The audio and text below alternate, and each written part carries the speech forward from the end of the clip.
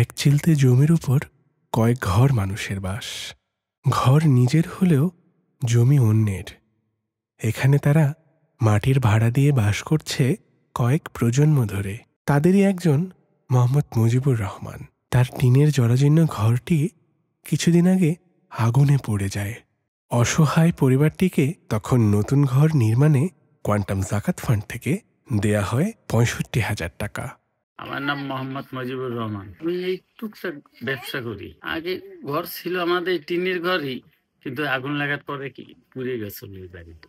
এই যে আপনার কোথাতে আমি ঘরটা পাইছি, আগে পুরের ঘরে ছিলাম, তারপর ঘরে পানি পড়তো, এ যা খাতা বালিশ সরাইতাম, ওজা খাতা বালিশ সরাইতাম, কোন নির্দেশ ছিল না, কিনে ভিজেই নিজে যাইতাম, বাসা বাড়ির দাইয়ে ১০০ কানতাম, ১০০ খাইতাম, হারে ভিজে গেছে। আগে দিয়েছি ৬০০-৭০০ টাকা বাড়ান, মালিকেও কয় যে ২০০ টাকা কমাই দিলাম। যখন ঘর পাইছে ২০০ টাকা ৫০০ টাকা মাটি বেড়া দিলেই হইবে, যতদিন থাক।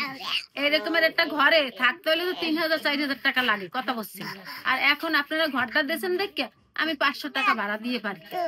এই উপকারটা আপনারা করছেন না? আপনারা যদি পৃথিবীতে না থাকতেন, মানুষ ভালো মন্দ তো সবই আছে না?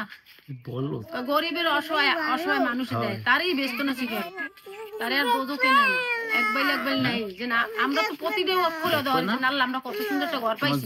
আই একটু মাথা জোগাড় ঠাই আছে, হ্যাঁ, আই বৃষ্টিতে বেজে না, কাপড় চোপড় সরান লাগে না।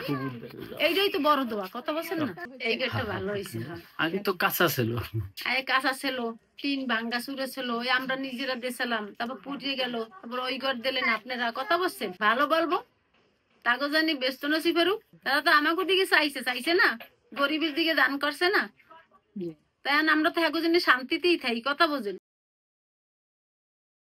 আপনার জাকাত দিন কোয়ান্টাম জাকাত ফান্ডে। আমরা সাহায্যের হাত বাড়িয়ে দেব এদের মতো আরো অসহায় পরিবারের দিকে।